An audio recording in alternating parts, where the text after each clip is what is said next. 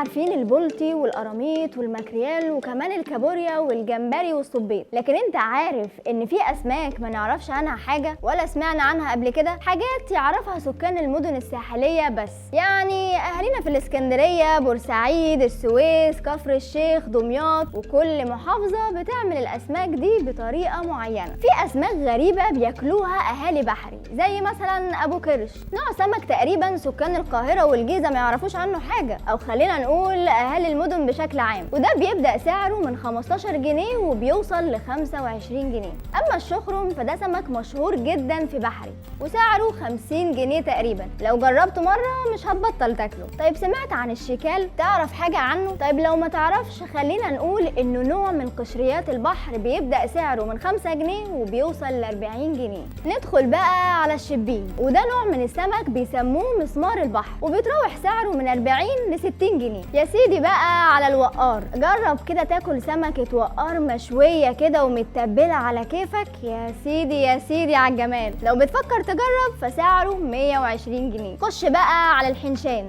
او التعابين زي ما في ناس كتير بتسميها، دي بقى هتدوب في بقك زي الزبده، هي سمينه شويه عشان فيها دهون لكن طعمها حكايه، وسعرها بيبدا من 30 جنيه وبيوصل ل 180 جنيه. السويلي بقى في حته تانيه خالص، وده حاجه من عيله البوري وحجمه صغير وطوله محدود، مليان بطارخ، والسمكة دي بتكون أكبر ما بيكون في شهر ديسمبر، وسعر الكيلو من 60 ل 120 جنيه. البكلاويز وهو نوعين، بلدي ومعماري، ومهما تاكله في اي مكان عمرك ما هتعمله زي بتوع السويس اللي تقدر تقول كده احسن ناس بتعمله. السيجان والغلنفيش والباغة كلها اسم لسمكة واحدة طولها تقريبا 30 سنتي، وبيتغذى على الاعشاب البحرية، بطنه نظيفة، واحلى وقت لصيادته بتكون في عتمة الليل، وسعره بيتراوح من 40 ل 80 جنيه. وفي كمان اسماك غير مشهورة زي الخنزيرة والشيلان والرقاد، وسعرها ب 30.5 جنيه. خلص كلامنا النهارده عن السمك، خلوكم معانا في فود توداي واختراعات الاكل في كل حته في مصر.